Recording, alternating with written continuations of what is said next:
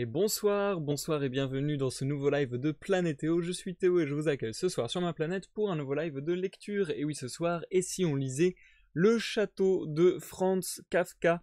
Et il s'agit du 5e live que nous effectuons sur cette œuvre. Ce soir, nous lirons pas 2, pas 3, mais bien 4 chapitres de ce roman. Les chapitres 10 à 13.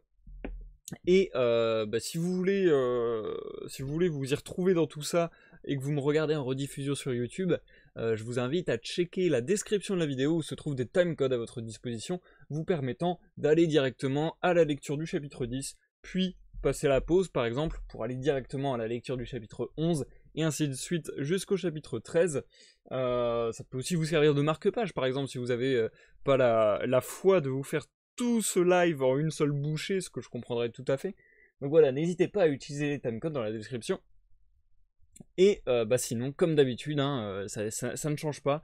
On va commencer par 10-15 minutes de blabla, de parlotte sur le live, pour laisser le temps aux gens qui voudraient suivre la lecture à tout prix en live d'arriver.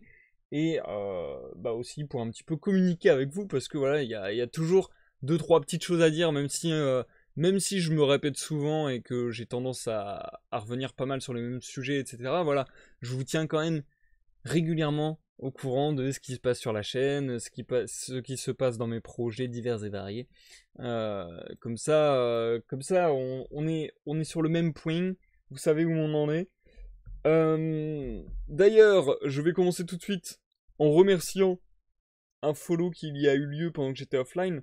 Donc merci Cro ou Croc, je sais pas comment prononcer ton pseudo, mais merci pour le follow, ça me fait plaisir. C'est marrant parce que je ne comprends pas bien comment les gens peuvent tomber sur ma chaîne quand je suis en offline. Parce que quand je suis en online, à la limite, bah voilà, on me trouve dans les lives en direct, entre guillemets. Mais quand je suis en offline, c'est plus dur de tomber sur moi vu que je fais un truc qui est pas très, je vais dire populaire, mais dans le sens, dans le sens connu, quoi. Enfin, donc bon, ça m'étonne toujours. Ça m'intéresserait de savoir, tiens, si l'un de vous veut répondre, l'un de ces mystérieux followers, alors que j'étais offline, alors que j'étais offline, ça m'intéresserait bien. Et d'ailleurs, c'est marrant parce que pareil, moi, je suis pas du tout, enfin, je consomme du Twitch, même si je consomme plus du YouTube. Mais sur YouTube, je consomme aussi des rediffusions de live Twitch. Par contre, pour le coup, regarder des vidéos sur Twitch, ça ne m'arrive pas. Sur Twitch, je regarde vraiment uniquement du live pour l'interaction de chat, quoi. Donc, ouais, c'est marrant de voir qu'on a tous des habitudes différentes et tout, et ça m'intéresse de savoir comment vous avez pu tomber sur mes contenus, tout simplement. J'ai pas forcément grand chose à dire dans cette introduction, on va passer assez rapidement à la lecture. Je voulais simplement vous signifier entre guillemets le programme de la semaine, puisque voilà, on entame une nouvelle semaine, hein, on est mardi, c'est le premier live de la semaine. Donc voilà, c'est pas mal de revenir un petit peu sur le planning que je me prévois cette semaine, sachant que je me sens, je sais pas si c'est de la fatigue, enfin je sais pas trop comment décrire ça, mais le live de dimanche, j'ai eu l'impression de me chier dessus, j'ai eu l'impression de galérer sa mère. C'était vraiment, je vais dire pénible dans le sens où ça m'emmerdait de galérer autant, quoi. Enfin bref. Donc voilà, j'espère que je vais pas continuer sur ce mood et j'espère que je vais réussir à revenir sur de meilleures dispositions. Mais c'est vrai que la dernière fois j'ai énormément galéré, donc j'espère que ça ira mieux cette semaine. Et du coup, ce que je pensais faire, c'était donc aujourd'hui un live de lecture avec 4 chapitres, alors des chapitres plus courts que d'habitude, mais le fait qu'on lise 4 chapitres d'un coup, logiquement ça devrait nous faire avancer pas mal dans la trame de l'histoire, je l'espère. Ensuite demain, on est mercredi, c'est donc notre journée gaming sur la chaîne Planétéo. Ce que je compte faire, c'est faire un live sur Sea of Thieves à partir de 13h, normalement qui couvrira le créneau 13h-16h. Sauf que je sais déjà ce que j'ai envie d'y faire, et a priori ça sera quelque chose de long, donc il n'est pas exclu que ça dure plus longtemps que 13h-16h. Si ça dure plus longtemps, tant pis, je pense qu'on continuera jusqu'à ce que j'ai fini ce que j'ai prévu. Et du coup à ce moment-là, je sais, enfin, un peu par rapport à ce live et par rapport justement à mon état de fatigue avec des guillemets, je verrai si demain je fais un second live ou pas de gaming. Ça dépendra un peu de mon humeur du moment aussi. Enfin voilà. Je préfère ne pas me forcer à faire des lives si je sens que je suis pas dans un bon mood, etc. pour ça. Donc voilà. Mais si tout se passe bien et que je suis de bonne humeur et que tout va bien dans le meilleur des mondes, à ce moment-là, il est possible que demain, à partir de 21h, j'entame un second live qui serait donc le dernier live sur Oxenfree. Dernier live, je pense, du moins, où on devrait terminer notre troisième histoire, notre troisième partie, à savoir la troisième boucle temporelle, du coup. Ça me ferait plaisir de le terminer demain, mais comme je le dis, voilà, ça dépendra un petit peu de l'humeur. En plus, si on le termine demain, ça nous le ferait terminer pendant la nuit et tout, ce serait un peu stylé pour l'ambiance du jeu. À voir, à voir. On essaiera de voir ça demain. Sinon, vendredi, il y aura un live de lecture toujours sur le château de Franz Kafka. Et dimanche, il devrait y avoir un live de découverte sur l'univers League of Legends à 15h. Problème, c'est que justement, on a vu lors de ce dernier live, qui était déjà l'épisode 50, ça file à une vitesse, c'est hallucinant. D'ailleurs, au final, c'est un peu la série qui a le plus d'épisodes sur ma chaîne, si on considère que... Quoique non, si on considère les Et si on lisait comme une série à part entière, sans différencier les œuvres, c'est clairement Et si on lisait qui a le plus d'épisodes. Mais quand même, sur une série et sur un même sujet, on arrive à 50 épisodes, je trouve ça assez dingue. Et à chaque fois, ça me fait aussi mettre en question et me dire, est-ce qu'il faut que je continue ou est-ce qu'il faut que je m'arrête ou que je pose et que je tente un petit peu autre chose quelque temps avant d'y revenir, etc. Je sais pas, si vous avez des avis sur ces questions, des opinions à partager, n'hésitez pas en commentaire de la vidéo YouTube. Je pense que là, je suis chaud pour continuer les lives de découverte sur l'univers de League of Legends. Mais malheureusement, comme je le disais, c'est un peu compromis parce que la dernière fois, je ne sais pas pourquoi, je n'arrivais plus à vous montrer la page internet que j'utilisais au moment de la carte interactive. Je ne sais pas pourquoi la carte interactive bug sur Google Chrome. Et avant, j'utilisais Internet Explorer. Sauf que Internet Explorer, depuis là, ce début d'année, quand j'essaie de l'ouvrir et de le... Et voilà, c'est dur d'exprimer cela, mais quand j'essaie de vous montrer ma page Internet Explorer au travers de mon logiciel de streaming, je sais pas pourquoi ça fait page blanche, alors que chez moi je l'ai tout à fait comme il se doit. Donc c'est un peu bizarre, je sais pas ce qui se passe, donc d'ici dimanche il va falloir que je me penche sur ce problème. Soit je m'y penche et j'arrive à le régler, à le solutionner, auquel cas il devrait y avoir un live dimanche comme d'habitude sans souci sur le personnage de Blitzcrank. Soit j'arrive pas, et là ça va devenir plus chiant, et ça va être beaucoup compromis, parce que je me vois mal amputer une partie complète et que je trouve intéressante de ces lives en fait. Les lives de l'univers de League of Legends, si j'enlève la carte interactive, perdent beaucoup d'intérêt je trouve, dans le sens où d'un seul coup on n'a plus tout le contexte géographique, le contexte politique, le contexte économique même parfois, enfin presque j'ai envie de dire culturel. Enfin c'est ouais voilà, je trouve que ça apporte un background intéressant sur les lives de découverte et que les amputés de ce background, ça ferait une émission beaucoup moins complète je trouve.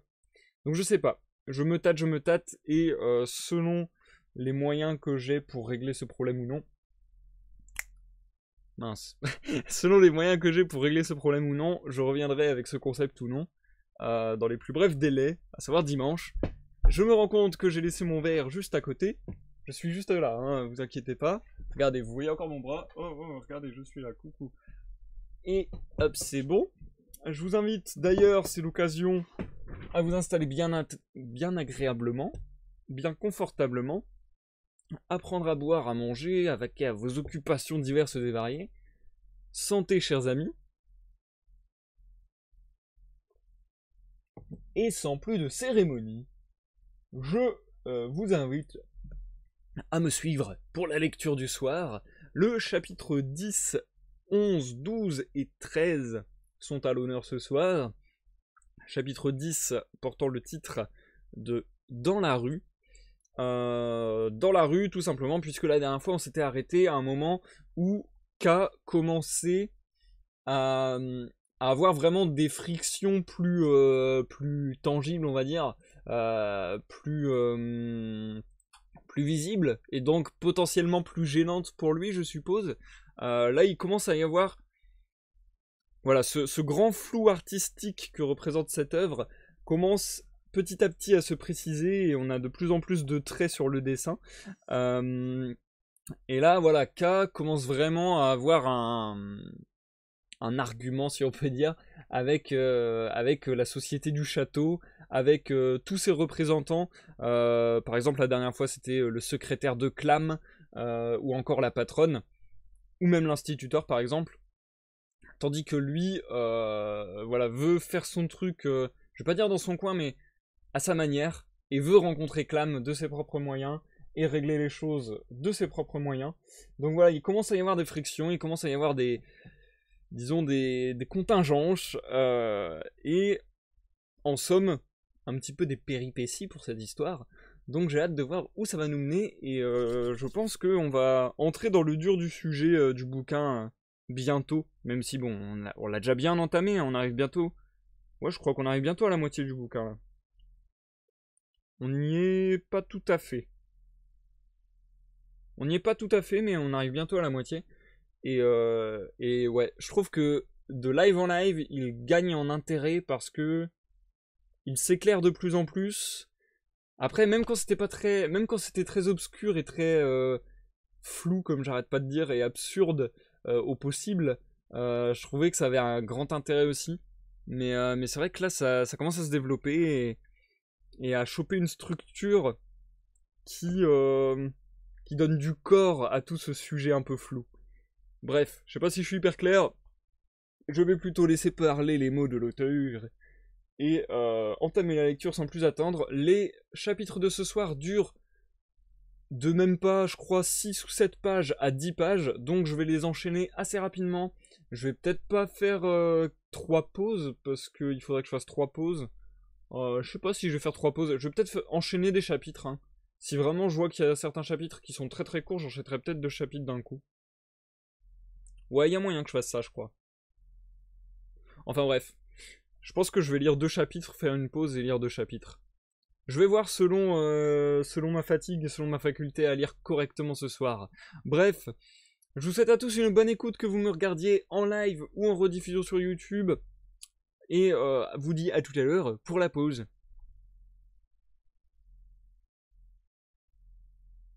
Chapitre 10. Dans la rue. K sortit sur le grand escalier battu par le vent et scruta les ténèbres. Un très sale temps. Par association d'idées, cela lui rappela la façon dont il avait tenu bon quand la patronne avait cherché à lui faire accepter le procès-verbal. Elle jouait sans doute la comédie. Dans le même temps, elle l'avait subtilement monté contre ce procès-verbal. On ne savait plus en fin de compte si l'on avait résisté ou cédé. Personnalité intrigante, qui travaillait sans direction apparente, comme le vent, obéissant à des ordres lointains et étranges que l'on n'arrivait jamais à percer à jour. À peine avait-il fait quelques pas dans la rue qu'il aperçut au loin 2 lumières vacillantes. Cette manifestation de vie le réjouit, et il se hâta dans leur direction tandis qu'elles aussi voltigeaient à sa rencontre. Il n'aurait pas su dire pourquoi sa déception fut si grande lorsqu'il reconnut les assistants, car ils venaient à sa rencontre, sans doute envoyés par Frida, et il était le propriétaire de ces lanternes qui le délivraient des ténèbres toutes retentissantes de bruits hostiles, et pourtant, il était déçu.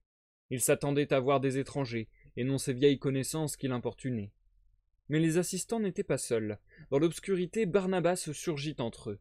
« Barnabas !» s'écria K en lui tendant la main. « C'est moi que tu viens voir ?» La surprise des retrouvailles lui fit d'abord oublier la colère que Barnabas lui avait causée l'autre fois. « Oui, toi !» fit Barnabas toujours aussi aimable, et avec une lettre de Clam. « Une lettre de Clam ?» dit K en rejetant la tête en arrière, et il la lui arracha des mains. « Éclairez-moi !» dit-il aux assistants qui vinrent se serrer contre lui, à droite et à gauche, et levèrent leurs lanternes. Avant de lire, K dut replier la grande feuille plusieurs fois afin de la protéger du vent. Puis il lut. À monsieur l'arpenteur, auberge du pont. J'approuve les travaux d'arpentage que vous avez exécutés jusqu'ici. Le travail des assistants mérite également des éloges, vous savez les faire travailler. Ne vous relâchez pas. Menez à bon terme les travaux. Je serais fâché qu'ils soient interrompus. Pour le reste, ayez confiance, la question de votre rémunération sera bientôt tranchée. Je ne vous perds pas de vue. K leva seulement les yeux de la lettre lorsque les assistants, beaucoup moins rapides à la lire, poussèrent 3 hurrahs en agitant leurs lanternes pour fêter ces bonnes nouvelles. « Silence, dit-il, et pour Barnabas il ajouta. C'est un malentendu. Barnabas ne le comprenait pas. C'est un malentendu, répéta K, et la fatigue de l'après-midi le reprit. Le chemin de l'école lui paraissait encore bien loin, et derrière Barnabas, c'était toute sa famille qui se dressait, et les assistants continuaient de se serrer contre lui, si bien qu'il les écarta d'un coup de coude. Comment Frida avait-elle pu les envoyer à sa rencontre, alors qu'il avait ordonné qu'ils restent auprès d'elle? Même seul, il aurait trouvé le chemin de la maison, et plus facilement seul qu'en pareille compagnie. Pour comble, l'un d'eux portait autour du cou une écharpe dont les 2 extrémités volaient au vent, et avait déjà plusieurs fois battu contre le visage de K. Chaque fois, bien sûr, de ses doigts longs, effilés et toujours agités, l'autre assistant avait aussitôt éloigné l'écharpe du visage de K, mais sans pour autant remédier au problème. Ils semblaient même ravis tous les deux de faire ces allées et venues. D'ailleurs, le vent, et la nuit agitée, les enthousiasmaient. « Oust !» s'écria K. « Quitte à venir à ma rencontre, pourquoi ne m'avez-vous pas apporté mon bâton? Comment vais-je vous faire avancer jusqu'à la maison ?» Ils se réfugièrent derrière Barnabas, effrayés, mais pas au point de ne pas poser leur lanterne sur l'épaule droite et sur l'épaule gauche de leur protecteur, qui les secoua aussitôt. « Barnabas, fit K, le cœur gros à la pensée que Barnabas ne le comprenait visiblement pas, qu'en période de calme, sa veste jetait un bel éclat, mais que, face à une situation qui s'aggravait, il n'apportait aucune aide, seulement une résistance muette, une résistance contre laquelle on ne pouvait pas lutter, car Barnabas lui-même était sans défense, seul son sourire resplendissait. Mais il aidait aussi peu que les étoiles là-haut contre le vent de la tempête ici sur la terre. « Regarde ce que m'écrit ce monsieur, » fit K en lui collant la lettre sous les yeux. « Ce monsieur est mal renseigné. Je ne fais aucun travail d'arpentage. Et ce que valent les assistants, tu le vois toi-même. Or, un travail que je ne fais pas, je ne pourrais pas non plus l'interrompre. Je ne pourrais même pas m'attirer la colère de ce monsieur. Comment mériterais-je son approbation? Et je ne pourrais jamais avoir confiance. » « Je transmettrai, » fit Barnabas qui, pendant tout ce temps, avait regardé par-dessus la lettre. D'ailleurs, il n'aurait pas pu la lire, car elle était plaquée contre son visage. « Hélas, fit K, tu me promets de transmettre, mais puis-je vraiment me fier à toi? J'ai tant besoin d'un messager fiable, maintenant plus que jamais. » K se mordit les lèvres d'impatience. « Maître, fit Barnabas en inclinant légèrement la tête. Pour un peu, ce geste aurait presque à nouveau persuadé K de croire Barnabas. « Compte sur moi. Je transmettrai aussi ton précédent message, tu peux compter sur moi. » « Quoi » s'écria K. « Tu ne l'as pas encore transmis? Tu n'es pas allé au château le lendemain? » « Non, » fit Barnabas. « Mon père se fait vieux, le cher homme, tu l'as vu toi-même, il y avait beaucoup de travail et j'ai dû l'aider, mais je ne vais pas tarder à retourner au château maintenant. »« Mais alors, que fais-tu, homme insaisissable » s'écria K en se frappant le front. « Les affaires de Clam ne sont donc pas prioritaires? Tu occupes l'éminente fonction de messager, et tu t'en acquittes aussi piteusement? À qui importe le travail de ton père? Clam attend des nouvelles, et toi, au lieu de te précipiter, tu préfères nettoyer le fumier dans l'étable? » « Mon père est cordonnier, » fit Barnabas imperturbable. « Il avait une commande de Brunswick, et moi je suis son ouvrier. »« Cordonnier, des commandes, Brunswick !» s'écria K furieux, comme pour proscrire à tout jamais chacun de ces mots. « Et qui a besoin de bottes sur ces chemins toujours déserts? Et que m'importent ces histoires de cordonnier? Je ne t'ai pas confié un message pour que tu ailles l'oublier et tout embrouiller devant ton établi de cordonnier, mais pour que tu le portes aussitôt à monsieur Clam. » K retrouva un peu son calme en songeant que Clam avait dû passer tout ce temps à l'auberge des messieurs et non au château. Mais Barnabas l'irrita de nouveau en se mettant à lui réciter son premier message pour lui montrer qu'il l'avait bien retenu. « Assez, je ne veux plus rien entendre, » fit K. « Ne te fâche pas, maître, » dit Barnabas, et comme pour le punir inconsciemment, il évita le regard de K en baissant les yeux, mais c'était sans doute les cris de K qui l'avaient bouleversé. « Je ne suis pas fâché, » dit K, dont l'agitation se retournait maintenant contre lui-même. « Je ne suis pas fâché contre toi, mais je suis très ennuyé d'avoir seulement un tel messager pour les affaires importantes. Écoute, fit Barnabas. Et il semblait que pour défendre son honneur de messager, il en disait plus qu'il n'aurait dû. Clam n'attend pas les messages en réalité. Il est même contrarié quand j'arrive. Encore de nouveaux messages, a-t-il dit une fois. Et le plus souvent, il se lève lorsqu'il me voit arriver de loin. Il va dans la pièce d'à côté et ne me reçoit pas. Il n'est dit nulle part que je doive y aller dès que j'ai un message. Si c'était le cas, j'irais aussitôt, bien sûr. Mais ça n'est dit nulle part. Et si je n'y allais jamais, je ne serais pas rappelé à l'ordre pour autant. Quand j'apporte un message, c'est de mon propre gré. Bien, fit K en observant Barnabas, et en détournant exprès son regard des assistants qui se redressaient tour à tour lentement derrière les épaules de Barnabas, comme s'il sortait d'une trappe, pour redisparaître à toute vitesse avec un sifflotement qui imitait le vent, comme si la vue de K les terrorisait. Ils s'amusèrent ainsi longtemps. J'ignore ce qu'il en est de Clam. Je doute que tu puisses tout comprendre exactement, et même si tu en étais capable, nous ne pourrions pas améliorer ces choses. Mais transmettre un message, cela tu le peux, et je te prie de le faire. Un message tout bref. Peux-tu le transmettre dès demain, et dès demain me dire la réponse, ou du moins l'accueil que tu as reçu? Peux-tu le faire, et le veux-tu? Cela me rendrait grand service, et j'aurai peut-être l'occasion de te rendre l'appareil, à moins que tu n'aies déjà un souhait que je puisse exaucer. J'exécuterai cette mission, compte sur moi, dit Barnabas. Et t'efforceras-tu de l'exécuter le mieux possible, de transmettre le message à Clam lui-même, d'obtenir de Clam lui-même la réponse, et très vite, tout cela très vite, dès demain matin, le veux-tu? Je ferai de mon mieux, dit Barnabas. Je fais toujours de mon mieux.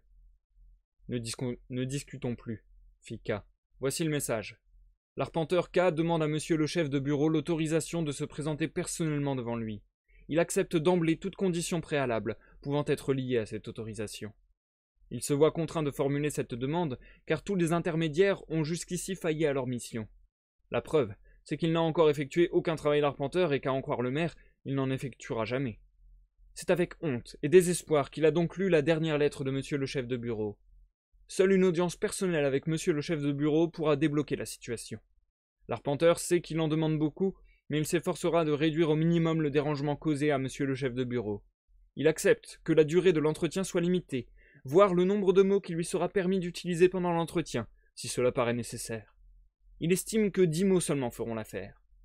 Il attend la décision avec un profond respect et avec la plus grande impatience.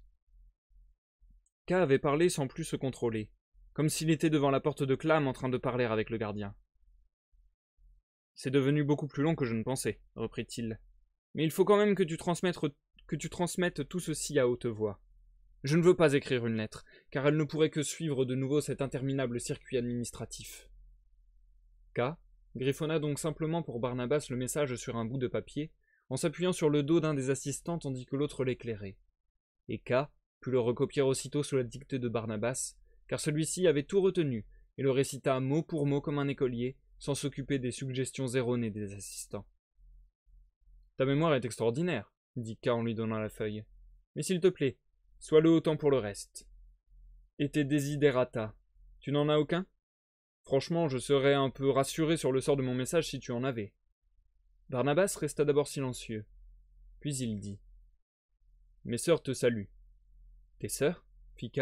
« Ah oui, ces grandes gaillardes. »« Elles te saluent toutes les deux, mais surtout Amalia, » dit Barnabas. « C'est elle aussi qui m'a rapporté du château cette lettre pour toi. » Cette précision, plus que le reste, retint l'attention de K qui demanda.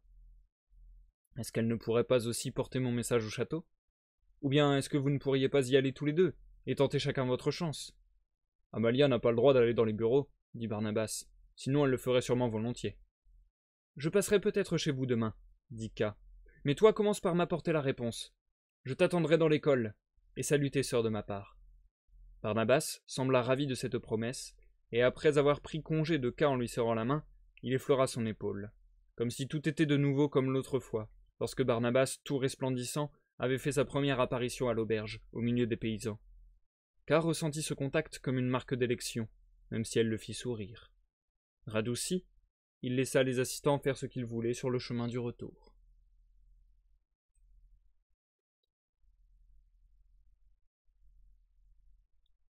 Chapitre 11. Dans l'école. Il arriva chez lui complètement transi. Il faisait noir partout, les bougies des lanternes s'étaient consumées. Guidé par les assistants qui connaissaient déjà bien les lieux, il traversa à tâtons une salle de classe. « C'est votre première action méritoire, » dit-il en se rappelant la lettre de Clam. Encore à moitié endormi dans un coin, Frida s'écria. « Laissez K dormir, ne le dérangez pas. » K occupait donc à ce point ses pensées, même si terrassée par le sommeil, elle n'avait pas pu l'attendre. Ils allumèrent la lampe, mais sans pouvoir guère augmenter la flamme car il y avait très peu de pétrole. Il manquait encore bien des choses au jeune ménage. On avait certes chauffé, mais cette grande salle qui servait aussi de gymnase, il y avait un peu partout des agrès posés par terre ou suspendus au plafond, avait déjà consommé tout le bois disponible. K reçut l'assurance qu'il y avait fait une chaleur fort agréable, mais hélas, la pièce s'était complètement refroidie. Et s'il y avait une importante réserve de bois dans une grange, elle était verrouillée, et la clé entre les mains de l'instituteur qui autorisait seulement à prendre du bois pour chauffer pendant les heures de classe. C'eût été supportable s'il y avait eu des lits où se réfugier. Mais en fait de lits, il y avait en tout et pour tout un sac de paille recouvert très proprement d'un châle en laine appartenant à Frida. C'était très appréciable, mais sans édredon et juste avec 2 couvertures rêches qui tenaient à peine chaud. Même sur cette pauvre paillasse, les assistants posaient un regard concupissant. Mais bien sûr, ils n'espéraient pas avoir jamais le droit de s'y allonger. Frida regarda K avec inquiétude. À l'auberge des messieurs, elle avait déjà montré qu'elle savait rendre une pièce habitable, fût-ce la plus misérable. Mais ici, elle n'avait pu faire mieux, tant elle était démunie. « Il n'y a que les agrès pour décorer notre chambre, » dit-elle en se forçant à sourire au milieu de ses larmes. Quant à ce qui faisait le plus gravement défaut, le lit et le chauffage, elle promit d'y remédier dès le lendemain, et pria K de garder patience. Pas un mot, pas une allusion, pas une expression ne suggéra la moindre rancœur vis-à-vis de K, alors que c'était lui, il devait bien l'admettre en son fort intérieur, qu'il avait arraché à l'auberge des messieurs, tout comme il venait de l'arracher à l'auberge du pont. Aussi K s'efforça-t-il de tout trouver supportable, ce qui du reste ne lui fut pas trop difficile. Car en pensée il cheminait aux côtés de Barnabas, et répétait mot pour mot son message, mais non pas comme il l'avait confié à Barnabas, plutôt comme il pensait que Clam l'entendrait. En même temps, il se réjouissait vraiment du café que Frida lui préparait sur un réchaud à alcool, et appuyé contre le poêle qui refroidissait, il suivait les gestes habiles et expérimentés avec lesquels elle étalait sur le bureau de l'instituteur l'indispensable nappe blanche, y posait une tasse à café fleuri, puis à côté du pain et du lard et même une boîte de sardines. Tout était prêt maintenant. Frida non plus n'avait pas encore mangé, elle avait attendu K. Il y avait 2 sièges. K et Frida s'assirent à la table et les assistants à leurs pieds sur l'estrade. Mais ils ne tenaient pas en place, et même pendant le repas ils les dérangèrent. Ils avaient beau avoir été copieusement servis et être loin d'avoir terminé, ils se levaient de temps en temps pour vérifier s'il en restait encore beaucoup sur la table et s'ils pouvaient encore espérer quelque chose. K ne se préoccupait pas d'eux, et seul le sourire de Frida attira son attention sur eux. Il posa sa main sur celle de Frida, sur la table, la caressa, et lui demanda doucement pourquoi elle était si indulgente envers eux, au point de tolérer en souriant leurs impertinences. On ne se débarrasserait jamais d'eux ainsi, alors qu'un traitement un peu énergique, d'ailleurs fort indiqué vu leur conduite, permettrait de les tenir en bride, voire, ce qui était plus probable et préférable aussi, de les dégoûter suffisamment de leur poste pour qu'ils finissent par déguerpir. Le séjour à l'école ne s'annonçait pas très agréable, mais bon, il serait de courte durée, et une fois les assistants partis et qu'ils seraient seuls tous les deux au calme dans la maison, Frida et K se rendraient à peine compte de tout ce qui leur manquait. Frida ne remarquait-elle pas aussi que les assistants devenaient chaque jour plus insolents, comme encouragés par sa présence et par l'espoir que K sévirait moins fortement devant elle qu'en d'autres circonstances. Au reste, il devait y avoir des moyens tout simples de se débarrasser d'eux tout de suite et sans formalité. Peut-être même Frida savait-elle comment, elle qui connaissait si bien les habitudes locales.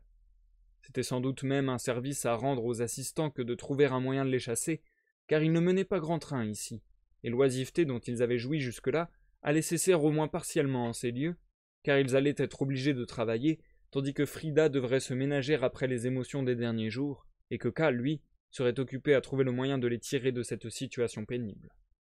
De toute façon, K se sentirait tellement soulagé si les assistants s'en allaient, qu'il s'acquitterait sans mal de toutes ses tâches de concierge à l'école, en plus du reste. Après l'avoir écouté attentivement, Frida lui caressa lentement le bras, et dit qu'elle était du même avis, mais qu'il prenait peut-être un peu trop au tragique les impertinences des assistants.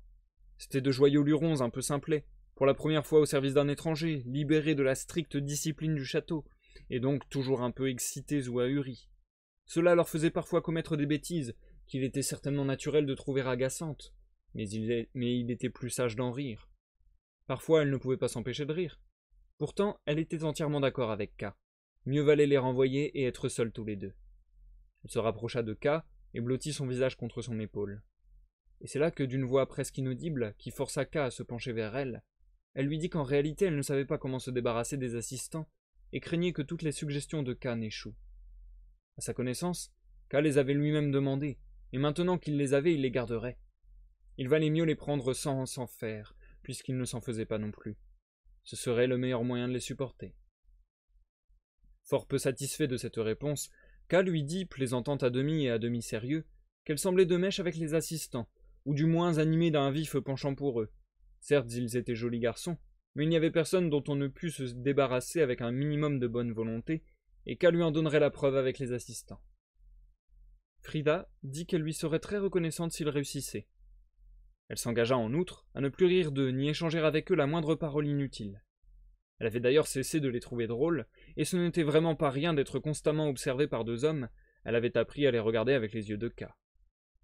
Et en effet, elle sursauta un peu lorsque les assistants se levèrent de nouveau, autant pour passer en revue les victuailles que pour découvrir le motif de ce conciliabule prolongé. K en profita pour dégoûter Frida des assistants. Il la tira contre lui et ils terminèrent le repas serrés l'un contre l'autre.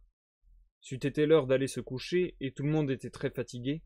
Un assistant s'était même endormi sans avoir terminé.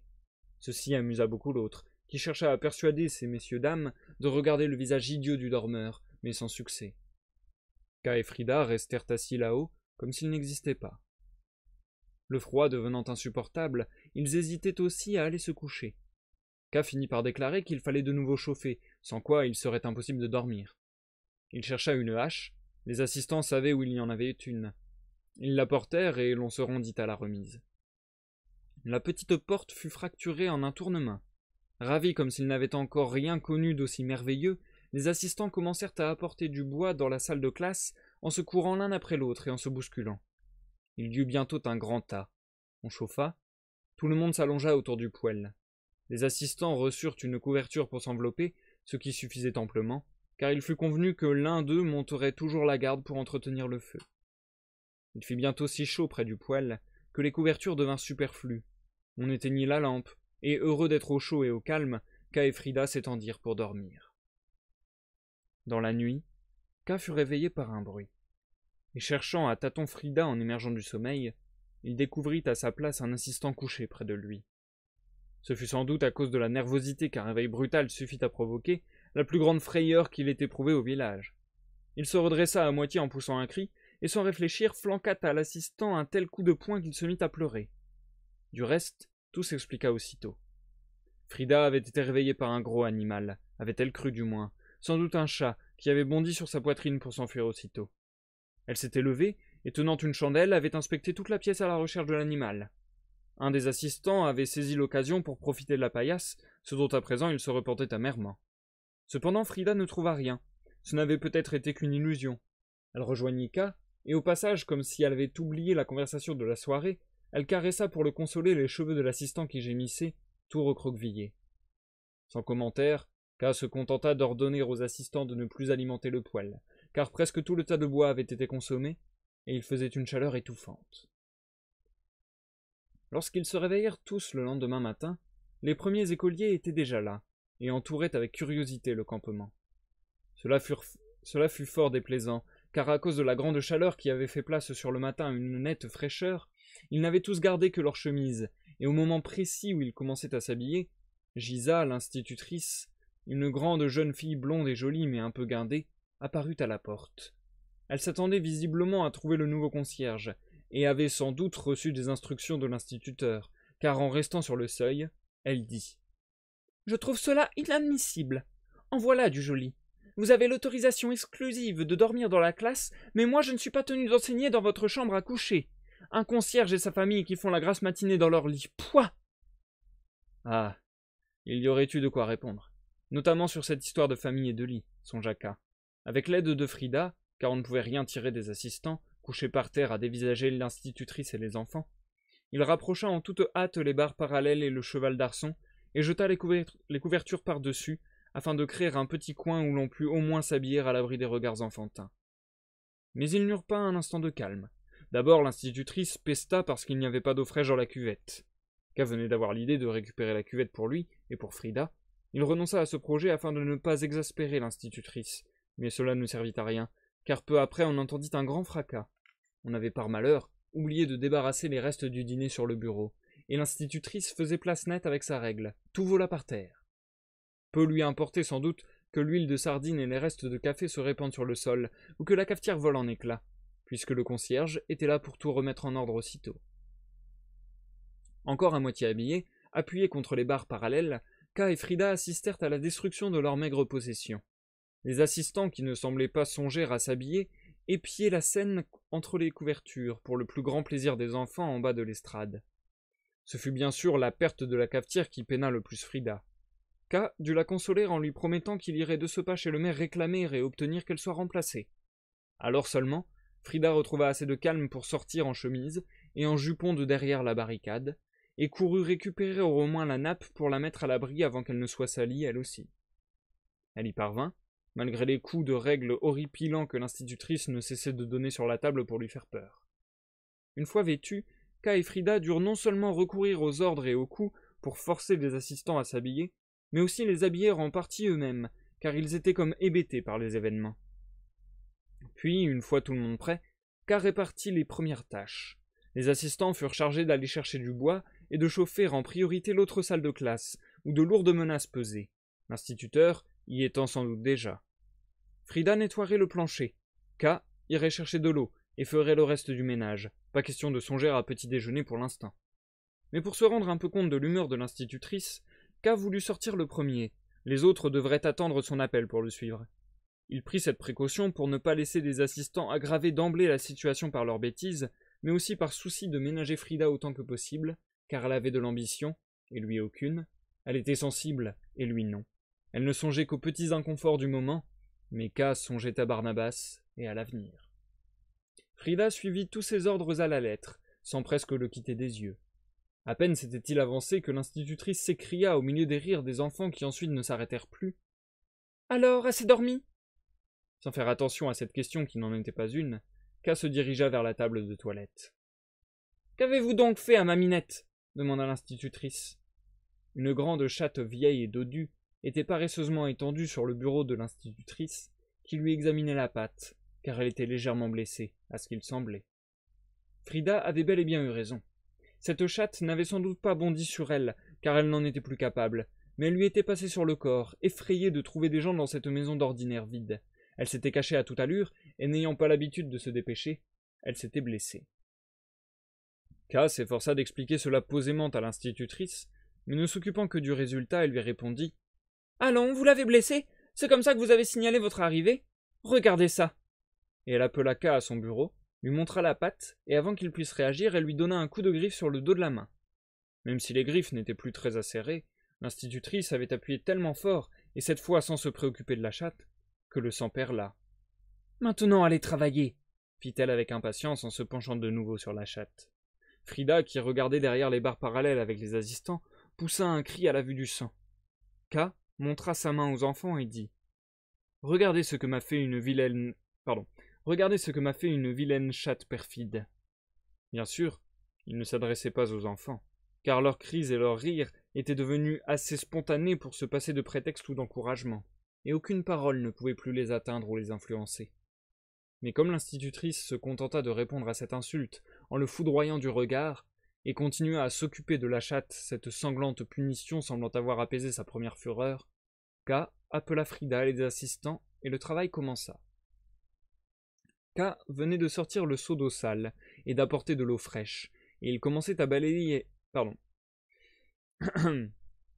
K venait de sortir le seau d'eau sale et d'apporter de l'eau fraîche, et il commençait à balayer la salle de classe lorsqu'un garçon d'environ 12 ans se leva de son banc, lui toucha la main et lui dit quelque chose d'incompréhensible dans un tel vacarme. Soudain, tout le bruit cessa. K se retourna. Ce qu'il avait redouté pendant toute la matinée était arrivé.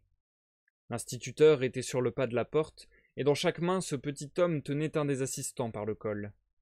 Il avait dû les attraper en train d'aller chercher du bois, car il s'écria d'une voix tonitruante, avec une pause entre chaque mot. « Qui a osé entrer par effraction dans la remise à bois. Où est ce vaurien? Que j'en fasse de la charpie. » Alors Frida, qui s'efforçait de nettoyer le plancher aux pieds de l'institutrice, se releva, regarda K comme pour se donner de la force, et répondit, non sans laisser transparaître dans son regard et son attitude un peu de son ancienne supériorité. « C'est moi, monsieur l'instituteur, je ne voyais pas d'autre moyen. Si l'on voulait chauffer les salles de classe de bonne heure, il fallait ouvrir la remise. Je n'ai pas osé aller vous demander la clé en pleine nuit. Mon fiancé était à l'auberge des messieurs, et risquait d'y passer la nuit. J'ai donc dû me décider seul. Si j'ai mal agi, mettez-le au compte de mon inexpérience. Mon fiancé m'a déjà assez réprimandé lorsqu'il a vu ce qui s'était passé. Il m'a même interdit de chauffer de bonne heure, car il croyait qu'en verrouillant la remise, vous aviez indiqué que vous ne souhaitiez pas qu'on allume avant votre arrivée. C'est donc sa faute si on n'a pas chauffé, mais c'est la mienne si la remise a été ouverte par effraction. « Qui a forcé la porte ?» demanda l'instituteur aux assistants, qui cherchaient encore vainement à se libérer de son étreinte. « Le maître !» firent-ils ensemble en montrant K du doigt pour lever toute ambiguïté. Frida éclata de rire, d'un rire qui sembla encore plus convaincant que ses paroles. Puis elle se mit à essorer dans le seau la serpillière qui lui avait servi à nettoyer le plancher, comme si son explication avait clos l'incident, et comme si les propos des assistants n'étaient qu'une plaisanterie ajoutée ensuite. Elle attendit de s'être de nouveau agenouillée à son travail pour continuer. « Nos assistants sont des enfants. Malgré leur âge, ils devraient encore être sur les bancs de cette école. Car c'est moi toute seule qui ai ouvert la porte dans la soirée. Avec la hache, c'était fort simple. Je n'ai pas eu besoin d'eux pour ça. Ils n'auraient fait que me gêner. Mais lorsque mon fiancé est rentré au milieu de la nuit, et qu'il est allé constater les dégâts afin de réparer ce qui était réparable, les assistants se sont dépêchés de le suivre, sans doute par peur de rester seuls ici. Ils ont vu mon fiancé travailler sur la porte arrachée. Voilà pourquoi ils disent maintenant. Bref, ce sont des enfants. » Bien sûr, pendant l'explication de Frida, les assistants ne cessèrent de hocher la tête de droite à gauche, de montrer K du doigt, et de chercher à faire changer d'avis Frida par leur mimique. Mais faute d'y arriver, ils finirent par se soumettre, considérèrent comme un ordre les paroles de Frida, et ne répondirent pas quand l'instituteur les interrogea de nouveau. « Eh bien, dit celui-ci, vous avez donc menti? Ou du moins accusé à la légère le concierge de l'école ?» Ils se taisaient toujours, mais leur tremblement et leur regard inquiet semblaient indiquer qu'ils n'avaient pas la conscience tranquille. « Alors je m'en vais vous donner une correction sur le champ, » fit l'instituteur, et il envoya un enfant chercher la baguette d'osier dans l'autre pièce. Il levait la baguette lorsque Frida s'écria. « Les assistants ont pourtant dit la vérité. » Et désespérée, elle jeta la serpillière dans le seau en éclaboussant partout, et courut se cacher derrière les barres parallèles. « Quelle bande de menteurs !» fit l'institutrice qui venait de finir de panser la patte de la chatte, et elle prit la bête sur ses genoux, où elle eut du mal à tenir tant elle était grosse. « Il reste donc monsieur le concierge, » fit l'instituteur en écartant les assistants et en se tournant vers K qui, écoutait depuis le début, appuyait sur son balai. « Monsieur le concierge ici présent, qui a la lâcheté d'accepter tranquillement que d'autres soient accusés à tort de ses propres vilainies. »« Allons, » fit K, voyant bien que l'intervention de Frida avait tempéré la première explosion de colère de l'instituteur. « Je n'aurais pas été fâché que les assistants reçoivent 1 ou 2 coups de baguette. Pour les 10 fois où ils ont été épargnés alors qu'ils méritaient d'être punis, ils peuvent bien l'être une fois sans motif. Mais cela mis à part, j'aurais aimé éviter une confrontation directe avec vous, monsieur l'instituteur, et peut-être que vous aussi vous l'eussiez préféré. Mais puisque Frida m'a sacrifié aux assistants... » Ici K s'interrompit, et dans le silence on entendit Frida sangloter derrière les couvertures. Il faut bien sûr tirer les choses au clair.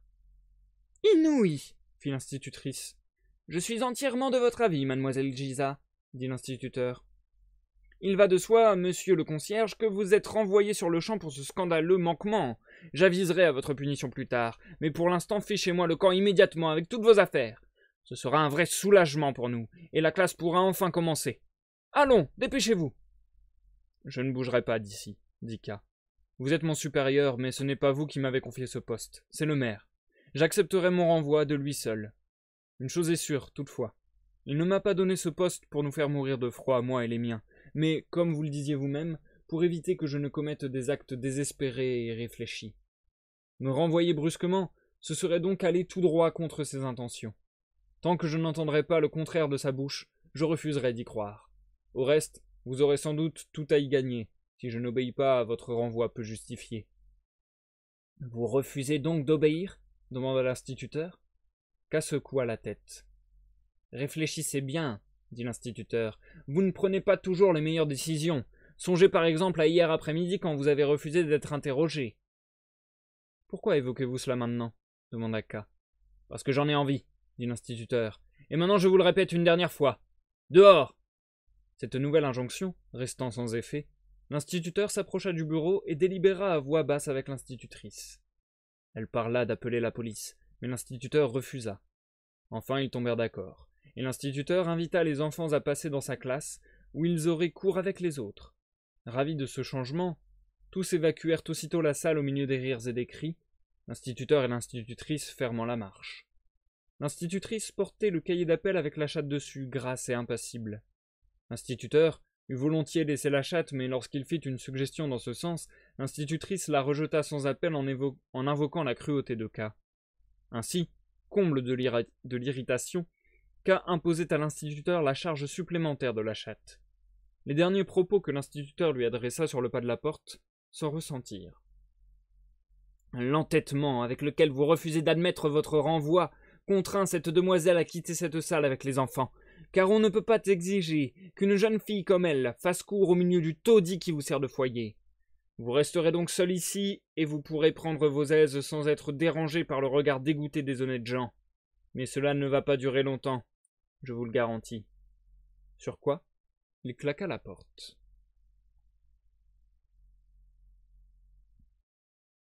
Et c'est la fin du chapitre 11, les amis. Nous marquons une pause. Phew. Bon, du coup, ça a été une phase de lecture assez longue, vu que j'ai lu 2 chapitres d'affilée. Mais je pense que c'est mieux pour le live de ce soir de lire 2 chapitres d'affilée.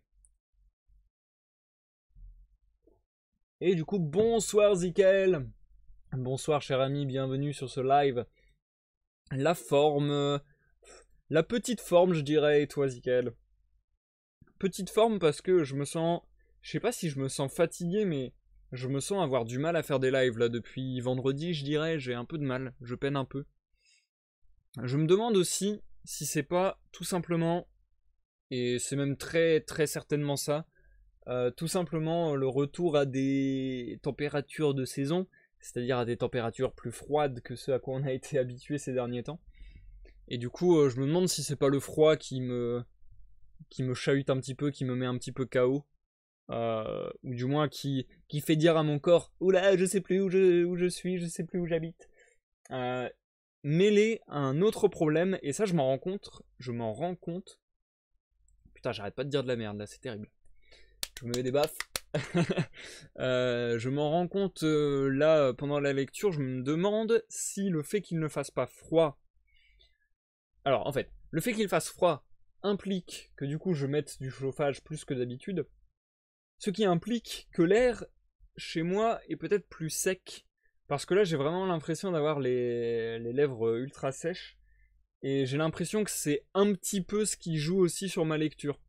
J'ai l'impression que les lèvres sèches notamment, et même j'aurais tendance à dire la gorge sèche un petit peu, du moins j'ai l'impression d'être beaucoup plus à bout de souffle facilement. Donc je pense que c'est un peu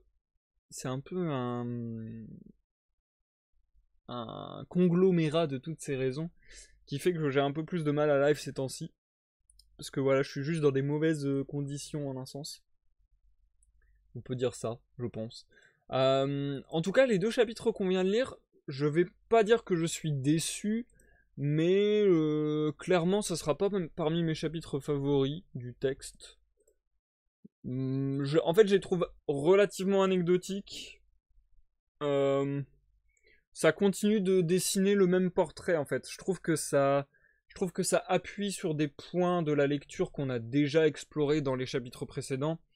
À savoir cette espèce d'inefficacité de l'administration, cette complication des intermédiaires. Du coup, dans le premier chapitre qu'on a lu, le chapitre 10, dans la rue, où du coup on retrouve le personnage de Barnabas, Et on se rend compte qu'en fait il a pas du tout fait ce pourquoi il avait été engagé entre guillemets quoi. Donc il a pas du tout transmis le message que lui avait demandé de transmettre K à Clam. Et donc voilà, ça je trouve que voilà, grosso modo, c'est limite tout ce que je ressors de ce chapitre que ça réappuie sur ces endroits-là quoi. Et après le chapitre 11 qu'on vient de lire, le chapitre qui avait pour titre Dans l'école, bah pareil, ça réappuie simplement sur l'inefficacité des assistants et le fait que K veuille un petit peu, ouais, veuille un petit peu faire cavalier seul en somme. Il veut être débarrassé de ses assistants qui, selon lui, sont des huluberlus surexcités et qui ne sont pas d'une grande utilité. On voit encore avec la lettre qu'il a reçue du coup de Barnabas qui a vraiment des problèmes dans cette administration parce que personne n'est au courant de qui fait quoi, etc. Enfin, il reçoit une lettre pour lui dire bravo pour votre travail d'arpenteur alors qu'au final on lui dit qu'il n'est pas engagé comme arpenteur. Enfin, il y a tout un tas de comme ça d'absurdités, vraiment c'est le terme, de presque d'incohérence dans le système et voilà qui ont juste été soulignées, je trouve, dans ces deux derniers chapitres. Mais il n'y a pas eu un nouvel élément très impactant, très important, en tout cas selon moi. Euh, Après voilà, c'est marrant pareil de voir que à peine installé dans l'école, après une nuit, Frida encore une fois a pris soin de tout, etc. Mais après une nuit directement, l'instituteur qui l'avait déjà dans le collimateur bah, s'empresse de le virer, enfin voilà. Et du coup de voir la sorte de résistance de K. En fait, K c'est vraiment le résistant, quoi. C'est vraiment celui qui va à l'encontre de toutes les règles, du moins qui essaie d'aller à l'encontre de toutes les règles, en justement montrant à quel point tout est absurde, tout n'a pas de sens, ben, comment il essaie de montrer que les éléments s'enchaînent sans grande logique, puisque bah voilà, là c'est le maire qui lui file le poste et c'est l'instituteur qui le vire, et voilà, chez lui ça provoque un sentiment d'illogisme, quoi, de circonspection. Donc ouais, voilà, ça retaffe un petit peu sur tous ces sentiments-là, sur toutes ces idées-là, qui, je pense, étaient déjà bien assez marquées par les chapitres précédents. C'est pour ça que j'ai tendance à dire que les deux chapitres qu'on vient de lire sont un chouïa anecdotiques, et j'ai plutôt envie qu'on passe sur la suite de l'histoire. D'ailleurs, c'est marrant de voir aussi Frida à tel point se dévouer. Ça, j'avoue que je trouve ça assez étrange. La manière dont Frida se dévoue à ce point pour K. Même si là au final elle a fini par balancer K entre guillemets plutôt que les assistants, ce que lui reproche K, du coup on peut se demander même si le couple va survivre jusqu'au bout, je sais pas trop, mais on a l'impression que bah, c'était bien rendu par une très jolie phrase, je trouve. Enfin, une très jolie phrase. Une phrase très bien construite. Vous savez la phrase où... Ah bah voilà, je l'ai retrouvée. La phrase où ça fait...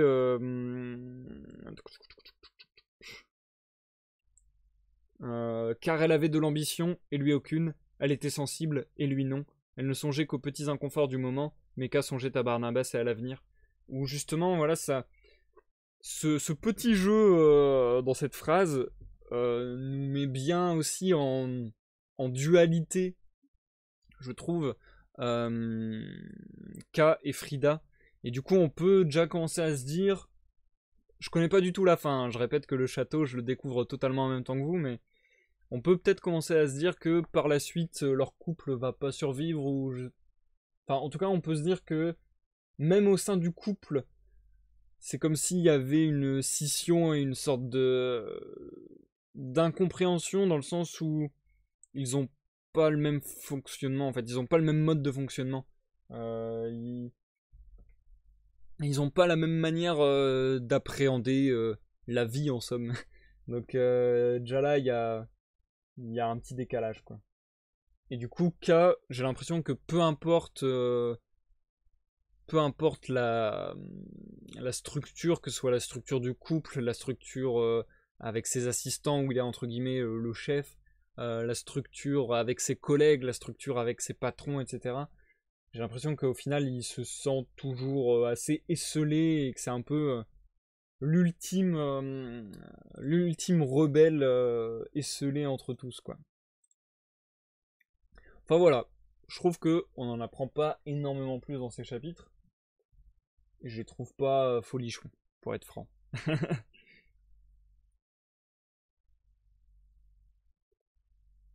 Un déménage là où il fait chaud. Ah mais ça j'aimerais tellement Zikael si tu savais. C'est l'un de mes projets, hein. Déménager là où il y a du soleil.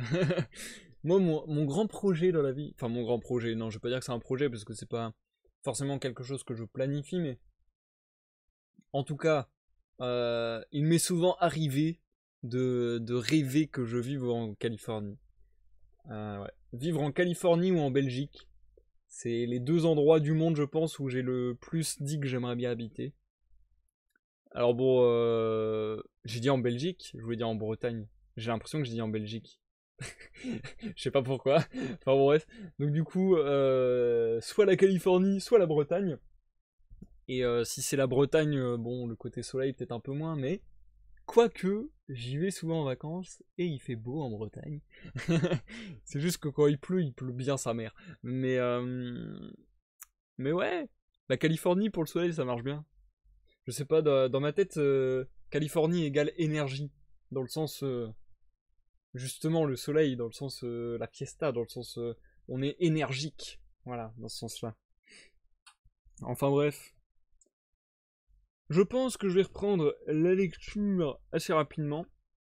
On a donc le chapitre 12, les assistants, et le chapitre 13, Hans, à suivre. Alors attendez, je regarde, celui-là fait 10 pages en gros, ouais. Et celui-là fait 7 pages. Ok, bah je pense que à nouveau je vais les lire les deux à la suite. Donc du coup je pense que bah, ça sera la dernière phase de lecture de ce soir et que je vous reviens pour l'outro en fait, tout simplement. Du coup on se retrouve apparemment directement après, c'est-à-dire à la sortie de l'école. Si j'ai bien compris. Ah non, bah non, du coup ils sont pas sortis de l'école. Donc du coup on se retrouve dans l'école plutôt. On se retrouve dans l'école pour la suite directe de ce qui vient de se passer. Bref, je te souhaite une bonne écoute Zikael, bonne écoute à tous ceux dans l'ombre et à ceux qui nous regardent en rediffusion sur YouTube. Et je vous dis à tout à l'heure pour l'outro du live. J'enchaîne les deux chapitres, ne vous en inquiétez pas. Et bah voilà, tout à l'heure. Chapitre 12. Les assistants. À peine tout le monde parti, K dit aux assistants « Sortez !» Abasourdis par cet ordre inattendu, ils obéirent. Mais lorsqu'il verrouilla la porte derrière eux, ils voulurent de nouveau entrer et se mirent à gémir dehors en frappant à la porte. « Vous êtes renvoyés !» s'écria K. « Jamais je ne vous reprendrai à mon service !» Mais ils ne l'entendaient pas de cette oreille et martelèrent la porte à coups de poing et à coups de pied. « Laissez-nous revenir avec toi, maître !»« Laisse-nous revenir avec toi, maître !» criait-il, comme si K eût été la terre ferme et eux sur le point de se noyer dans les flots. Mais K n'éprouvait aucune pitié. Il attendait avec impatience que ce bruit insupportable force l'instituteur à intervenir. Cela ne tarda pas. « Laissez rentrer vos maudits assistants !» cria-t-il. « Je les ai renvoyés !» répondit K en criant, ce qui eut pour effet involontaire de montrer à l'instituteur ce qui arrivait lorsqu'on avait non seulement la force de signifier à quelqu'un son renvoi, mais encore de le mettre à exécution. L'instituteur s'efforça alors de calmer les assistants en les prenant par la douceur. Il n'avait qu'à attendre là tranquillement, K finirait bien par être obligé de les laisser rentrer. Puis il s'en alla, et le silence aurait peut-être duré si K n'avait recommencé à leur crier qu'ils étaient renvoyés définitivement et sans le moindre espoir d'être repris. Sur quoi ils recommencèrent leur vacarme comme précédemment. L'instituteur revint, mais cette fois, au lieu de discuter avec eux, il les chassa de la maison, sans doute à l'aide de la baguette tant redoutée. Ils ne tardèrent pas à apparaître à la fenêtre du gymnase et à frapper au carreau en criant, mais on ne comprenait plus ce qu'ils disaient. Toutefois, ils n'y restèrent pas longtemps, car la neige était trop profonde pour qu'ils puissent trépigner autant que l'exigeait leur degré d'agitation. Ils se précipitèrent donc vers la grille du jardin de l'école, sautèrent sur le muret qui, malgré la distance, leur offrait une meilleure vue de la salle, et le longèrent dans les deux sens en se cramponnant à la grille avant de s'immobiliser à nouveau pour tendre vers K leurs mains jointes dans un geste de supplication. Ils continuèrent longtemps ce manège sans se soucier de la vanité de leurs efforts. Ils étaient comme aveuglés, et ne l'interrompirent sans doute même pas lorsque K baissa les rideaux pour se délivrer de ce spectacle. Dans la pièce maintenant plongée dans la pénombre, K alla vers les barres parallèles pour voir ce que devenait Frida. Sous son regard, elle se redressa, se recoiffa, sécha ses larmes, et se mit à préparer le café en silence. Quoiqu'elle fût au courant de tout, K lui annonça en bonne et due forme qu'il avait renvoyé les assistants. Elle se contenta d'acquiescer. Assis sur un banc, K observait ces gestes-là, ces gestes lasses. C'était toujours sa fraîcheur et sa volonté qui avaient embelli ce physique quelconque, et maintenant, cette beauté avait disparu. Il lui avait suffi de vivre quelques jours avec K. Son travail au bar n'était pas facile, mais lui correspondait sans doute mieux. Ou bien l'éloignement de Clam était-il la véritable cause de cette altération? La proximité de Clam l'avait rendue si follement séduisante. C'est avec cette séduction qu'elle avait attiré K à elle. Et voici qu'à présent, elle se fanait dans ses bras. Frida, fit K. Aussitôt elle posa le moulin à café et le rejoignit sur son banc. Tu m'en veux? Demanda-t-elle. Non, fit K. Je crois que c'est plus fort que toi. Tu vivais heureuse à l'auberge des messieurs. J'aurais dû t'y laisser. Oui, dit Frida en regardant tristement devant elle. Tu aurais dû m'y laisser. Je ne suis pas digne de vivre avec toi. Tu y arriverais peut-être à ton but si tu étais délivré de moi. C'est par égard pour moi que tu te soumets à la tyrannie de l'instituteur, que tu as pris ce poste minable, que tu te démènes pour obtenir un entretien avec Clam. Tu fais tout cela pour moi, mais je t'en récompense fort mal. Non, fit K en posant son bras autour d'elle pour la consoler. Tout ça, ce ne sont que des broutilles. Elles ne me font aucun mal, et ce n'est pas juste à cause de toi que je veux arriver jusqu'à Clam. Et que n'as-tu fait pour moi? Avant de te connaître, je me fourvoyais complètement ici. Personne ne m'accueillait, et quand je m'imposais, on me renvoyait bien vite. Et quand j'aurais pu trouver le repos chez des gens, ce fut moi qui pris la fuite à mon tour, comme avec la famille de Barnabas. Tu les as fuis? C'est vrai, mon chéri, s'écria vivement Frida en lui coupant la parole, et sur un oui timide de K, elle retomba dans sa fatigue. Cependant, K avait lui aussi perdu la force d'expliquer comment sa liaison avec Frida avait tout fait tourner en sa faveur. Il écarta son bras lentement, et ils restèrent assis un instant sans rien dire. Enfin, comme si le bras de K lui avait communiqué une chaleur dont elle ne pouvait plus se passer, Frida déclara. « Je ne vais pas supporter la vie ici. Si tu veux me garder, nous devrons partir n'importe où, dans le midi de la France, en Espagne. » « Je ne peux pas partir, dit K. Je suis venu pour rester ici. Je resterai ici. Et il ajouta comme s'il se parlait à lui-même, sans même se donner la peine d'expliquer cette contradiction. Qu'est-ce qui aurait pu m'attirer dans ce pays sinistre, sinon le désir de rester ici? Puis il ajouta. Mais toi aussi tu veux rester. Après tout, c'est ton pays. Simplement, Clam te manque. C'est ce qui te donne des idées noires. Clam? Me manquer? Dit Frida. Mais il y a pléthore de Clam ici. Il n'y en a que trop. C'est pour lui échapper que je veux partir. Ce n'est pas Clam, c'est toi qui me manques. C'est par amour pour toi que je veux partir, parce que ici tout le monde me sollicite, et que je ne peux pas me rassasier de toi. Je préférerais qu'on m'arrache mon joli visage, que mon corps se délabre, pourvu que je puisse vivre en paix à tes côtés. K n'entendit qu'une chose. Clam est encore en contact avec toi? Demanda-t-il aussitôt. Il t'appelle? Je n'ai aucune nouvelle de Clam. C'est des autres que je parle. Des assistants, par exemple. Ah bon, les assistants, dit K, surpris. Ils te harcèlent? Tu n'as donc pas remarqué? Demanda Frida. Non, fit K en cherchant vainement à se rappeler tel ou tel détail. Ils sont indiscrets et lascifs, sans doute, mais je n'ai pas remarqué qu'ils aient osé s'approcher de toi. Ah non, dit Frida. Tu n'as pas remarqué à l'auberge du pont qu'il n'y avait pas moyen de les faire sortir de notre chambre, qu'ils surveillaient jalousement nos rapports, que l'un d'eux s'est allongé à ma place sur la paillasse, la nuit dernière, et qu'ils viennent de témoigner contre toi pour te chasser, pour te perdre, et se retrouver seuls avec moi. Tu n'as rien remarqué du tout. K regarda Frida sans réponse. Ces accusations contre les assistants étaient sans doute fondées, mais on pouvait les interpréter de façon beaucoup plus innocente, vu le côté ridicule, infantile, capricieux et indiscipliné de leur personnalité. Et ne pouvait-on ajouter à leur décharge qu'au lieu de rester en arrière auprès de Frida, ils avaient toujours cherché à accompagner K? K fit une remarque dans ce sens. C'est de l'hypocrisie, dit Frida. Tu ne t'en es pas rendu compte? D'ailleurs, pourquoi les as-tu chassés, sinon pour ce motif? Et elle alla vers la fenêtre, écarta un peu les rideaux, regarda dehors, et appela K auprès d'elle. Les assistants étaient toujours dehors, accrochés à la grille. Malgré leur évidente fatigue, ils réunissaient encore leurs forces de temps en temps pour tendre les bras vers l'école d'un geste suppliant. Pour ne pas devoir se cramponner sans arrêt, l'un d'eux avait piqué son manteau sur une pointe de la grille derrière lui. « Les pauvres, fit Frida. « Pourquoi les ai-je chassés ?» demanda K. « Ce fut tout d'abord à cause de toi. »« De moi ?» dit Frida sans cesser de regarder dehors. « La manière beaucoup trop gentille dont tu les traites, dit K, ton indulgence pour leurs effronteries, ta façon de rire d'eux, de leur caresser les cheveux, d'avoir toujours pitié d'eux. Les pauvres, disais-tu à l'instant. Et enfin le dernier incident, où, pour leur éviter la baguette, tu as estimé que je n'étais pas un prix trop lourd à payer. »« Mais c'est ça, justement, dit Frida. C'est de ça que je parle. C'est ça qui me rend malheureuse et m'éloigne de toi, alors que je ne connais pas de plus grand bonheur que d'être auprès de toi, toujours, sans interruption, sans fin, alors que je rêve qu'il n'y a pas d'endroit tranquille ici-bas pour notre amour, ni au village, ni nulle part ailleurs, et que j'en viens à m'imaginer une tombe, étroite et profonde, où nous nous tenons embrassés comme dans un étau. Nous avons le visage blotti l'un contre l'autre, et plus personne ne nous verra jamais. Mais ici, regarde les assistants, ce n'est pas vers toi qu'ils tendent les mains, mais vers moi. Et ce n'est pas moi qui les regarde, dit K, c'est toi.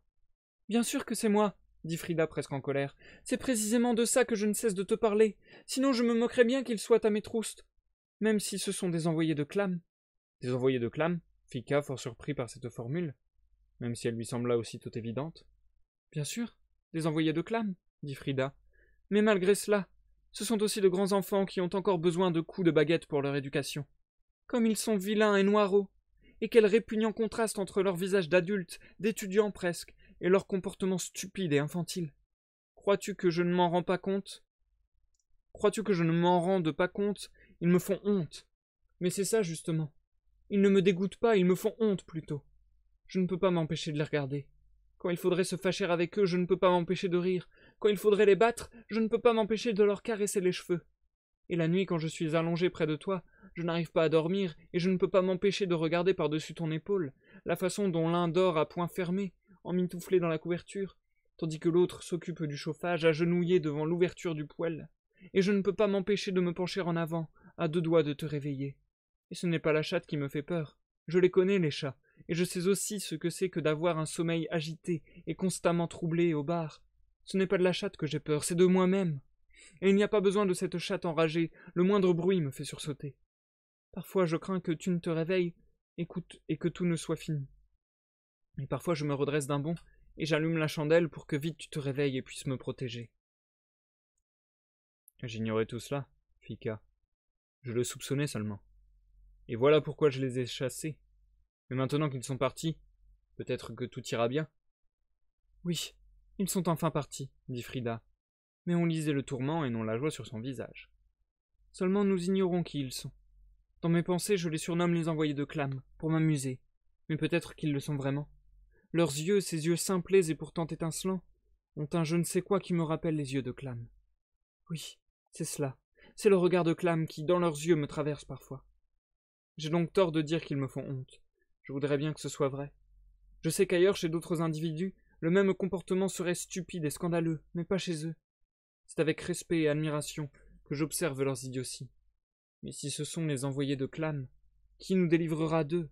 Et est-ce même souhaitable? Est-ce qu'alors tu ne devrais pas courir les chercher et t'estimer heureux s'ils acceptent de revenir? Tu veux que je les fasse rentrer? Demanda K. Non, non, dit Frida. C'est la dernière chose que je souhaite. Leur entrée en trombe, leur joie de me revoir, leur cabriole de jeunes bambins, leurs bras d'hommes tendus vers moi. Je ne sais si je pourrais supporter ce spectacle. Mais je songe aussi qu'en restant inflexible avec eux, tu refuses peut-être à Clam cette voie d'accès vers toi. Et je veux par tous les moyens te protéger des conséquences de cette attitude. Alors, je veux que tu les fasses rentrer. Alors dépêche-toi de les faire rentrer. Ne te soucie pas de moi, je ne compte pas. Je me protégerai aussi longtemps que je pourrai, et si je perds, eh bien ce sera en me disant que cela aussi je l'aurais fait pour toi. Tu ne fais que me conforter dans l'opinion que j'ai d'eux, dit K. Jamais les assistants n'entreront avec mon accord. Après tout, si je les ai mis dehors, c'est la preuve que dans certains cas on peut les maîtriser, et donc aussi qu'ils n'ont rien d'important à voir avec Clam. Pas plus tard qu'hier au soir, j'ai reçu une lettre de lui où l'on voit qu'il est très mal renseigné sur les assistants, ce qui invite à conclure qu'il n'en fait aucun cas, car sinon il aurait pu prendre de leurs nouvelles. Mais que tu vois Clam dans les assistants, cela ne prouve rien, car hélas, tu es encore sous l'influence de la patronne, et tu le vois partout. Tu es toujours la maîtresse de Clam, et tu es bien loin encore d'être ma femme. Parfois cela me rend très triste. C'est comme si j'avais tout perdu.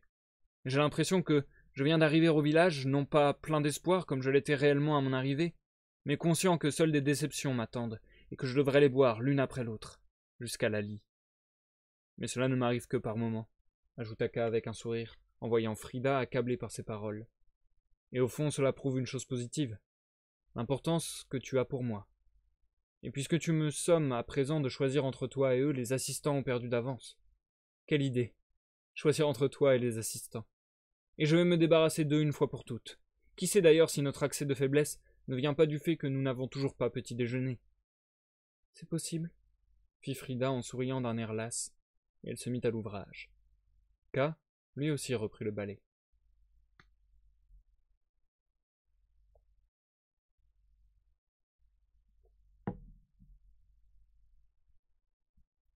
Chapitre 13. Hans. Quelques instants après, on frappa doucement à la porte. « Barnabas !» s'écria K. Il jeta le balai, et en quelques enjambées, il fut à la porte. Effrayée plus que tout par ce nom, Frida le regarda faire. K n'arriva pas immédiatement à ouvrir le vieux verrou de ses mains hésitantes. « J'ouvre tout de suite !» répétait-il sans cesse au lieu de demander qui frappait à la porte. Et une fois la porte grande ouverte, il dut voir entrer non pas Barnabas, mais le petit garçon qui avait déjà essayé de lui adresser la parole. Or, K n'avait aucune envie de se souvenir de lui. « Que veux-tu » dit-il. « La classe est à côté. »« J'en viens, » fit le garçon, en levant tranquillement ses grands yeux marrons vers K et en restant planté là, les bras le long du corps. « Eh bien, que veux-tu ?»« Dépêche-toi, » fit K, et il se pencha un peu, car le petit garçon parlait tout bas. « Est-ce que je peux t'aider » demanda le petit garçon. « Il veut nous aider, » dit K à Frida. Puis il demanda au petit. « Comment t'appelles-tu » Hans Brunswick, fit le petit garçon.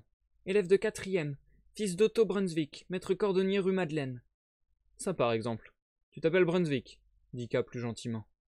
Il s'avéra que Hans avait été si ému quand l'institutrice avait fait saigner la main de K en le griffant qu'il avait décidé de lui porter secours. De lui-même et au risque d'une grave punition, il venait de quitter subrepticement la classe d'à côté, tel un déserteur. Il se pouvait qu'il fût surtout influencé par ce genre d'idée de petit garçon, et la gravité qu'exprimaient tous ses actes était à l'avenant. D'abord gêné par sa timidité, il eut au fait de s'habituer à K et à Frida, et après avoir bu une bonne tasse de café chaud, il s'anima, reprit confiance, et les assaillit de questions insistantes, comme s'il eût voulu se dépêcher d'apprendre l'essentiel pour pouvoir prendre à leur place toutes les décisions. Son attitude avait aussi un côté autoritaire, mais il s'y mêlait tant d'innocences enfantines qu'on se soumettait volontiers à lui, à moitié pour de bon et à moitié pour rire. En tout cas, il accaparait toute l'attention. Le travail s'était interrompu et le petit déjeuner traînait en longueur. Hans avait beau être assis sur un banc d'école, alors que K était juché derrière le bureau et Frida assise sur un siège à côté de lui, il semblait que ce fût lui l'instituteur, et qu'il examinât et jugeât les réponses. Un léger sourire sur ses lèvres délicates paraissait indiquer qu'il savait bien que ce n'était qu'un jeu, mais au fond, il prenait les choses d'autant plus au sérieux. Peut-être d'ailleurs n'était-ce pas un sourire, mais le bonheur de l'enfance qui jouait autour de ses lèvres. Il avait fini par admettre, après un bon moment, qu'il connaissait déjà K depuis la fois où il s'était arrêté chez Lazeman. Cela fit plaisir à K.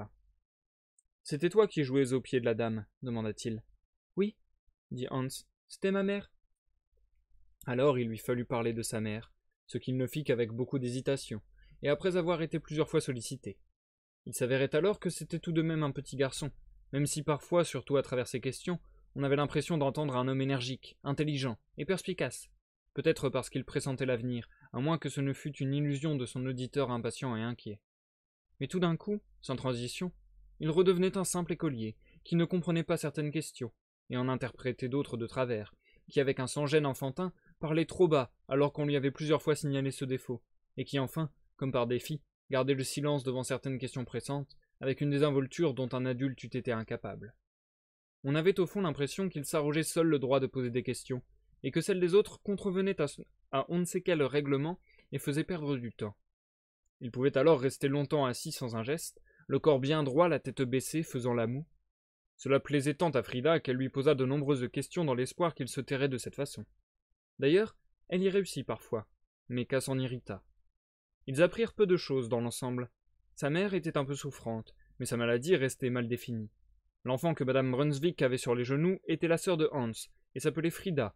Hans fut fâché d'apprendre que c'était aussi le nom de la femme qui l'interrogeait. Ils habitaient tous au village, mais pas chez Lazeman. Il avait été lui rendre visite ce jour-là juste pour prendre un bain, parce que Lazeman avait ce grand baquet où les petits-enfants dont Hans ne faisait pas partie aimaient beaucoup se baigner et s'amuser. De son père, Hans parlait avec respect ou avec crainte, mais seulement quand il n'était pas question de sa mère en même temps. Le père faisait de toute évidence piètre figure par rapport à elle. Pour le reste, de quelque façon qu'on tenta d'aborder le sujet, toutes les questions sur sa vie de famille restèrent sans réponse. Quant au métier de son père, on apprit que c'était le plus grand cordonnier du village. Il n'avait pas son pareil, formule que Hans répéta souvent, même quand les questions n'avaient aucun rapport. Il donnait même du travail aux autres cordonniers, par exemple au père de Barnabas. Dans ce dernier cas, Brunswick le faisait par pure charité. C'est du moins ce que Hans suggéra par un fier hochement de tête qui fit sauter Frida en bas de l'estrade pour lui donner un baiser. Quant à savoir s'il avait déjà été au château, il fallut plusieurs fois lui poser la question avant qu'il réponde non. Et quand on lui posa la même question à propos de sa mère, il ne répondit pas. K finit par se fatiguer. Lui aussi trouvait ces questions inutiles. Sur ce point, il donnait raison au petit garçon. Et puis, il y avait quelque chose de honteux à tenter de percer des secrets de famille en se servant d'un enfant innocent. Et doublement honteux, puisque même ainsi on n'apprenait rien. Et lorsque K demanda pour finir au petit garçon en quoi il s'offrait à les aider, il ne fut pas surpris d'entendre que Hans voulait juste les aider dans leur travail, pour que l'instituteur et l'institutrice cessent de réprimander K. Il expliqua à Hans qu'il n'avait pas besoin d'une telle aide. L'instituteur semblait coléreux de tempérament, et même en mettant le plus grand soin à son travail, il n'y aurait sans doute guère moyen de s'en prémunir. Ce n'était pas un travail difficile en soi, et si K avait pris du retard aujourd'hui, cela tenait juste à un concours de circonstances. D'ailleurs, K était moins sensible à cette colère qu'un écolier. Elle glissait sur lui. Elle lui était presque indifférente, et de surcroît, il espérait bientôt pouvoir échapper définitivement à l'instituteur. Puisqu'il s'était juste agi de l'aider contre l'instituteur, K remercia Hans de tout cœur, et lui dit qu'il pouvait s'en aller, en espérant qu'il ne serait pas puni. Sans y insister, K avait tout de même suggéré sans le vouloir que c'était juste contre l'instituteur qu'il n'avait pas besoin d'aide, laissant en suspens la question d'une autre aide, mais Hans comprit fort bien, et lui demanda s'il avait besoin qu'on l'aide autrement. Il serait ravi de le faire, et s'il n'en était pas lui-même capable, il demanderait à sa mère, alors le succès serait garanti. Même quand son père a des soucis, il demande à la mère de Hans de l'aider. D'ailleurs, sa mère avait déjà une fois pris des nouvelles de K. Elle sortait peu et s'était trouvée chez Lazeman ce jour-là de façon exceptionnelle. Mais Hans, lui, y allait souvent jouer avec les enfants de Lazeman, et sa mère lui avait une fois demandé si par hasard l'arpenteur était revenu. Mais comme il ne fallait pas poser de questions inutiles à sa mère, car elle était très faible et fatiguée, Hans s'était contenté de dire qu'il n'avait pas revu l'arpenteur là-bas, et il n'en avait pas reparlé. Mais lorsqu'il avait retrouvé K ici, à l'école, Hans n'avait pas pu faire autrement que de le lui parler, pour pouvoir donner des nouvelles à sa mère. Car ce qui faisait le plus de plaisir à sa mère, c'était qu'on exauce ses désirs sans qu'elle les commandât. Après avoir réfléchi un instant, K répondit qu'il n'avait pas besoin d'aide. Il avait tout ce qu'il lui fallait. Mais Hans était bien gentil de vouloir l'aider, et il le remerciait de cette bonne intention. Peut-être aurait-il besoin de quelque chose une autre fois, et dans ce cas il ferait appel à lui. Il avait l'adresse. Peut-être K en revanche pouvait-il aujourd'hui l'aider. Cela lui faisait de la peine de savoir la mère de Hans souffrante, sans que visiblement personne ne comprenne son mal. Quand on néglige ce genre de cas, un mal en soi bénin peut souvent devenir très grave. Il se trouvait que K possédait quelques notions de médecine, et chose plus importante encore, il avait l'habitude de s'occuper des malades. Il avait réussi là où bien des médecins avaient échoué. Dans son pays, son talent de guérisseur lui avait valu le surnom d'herbe amère.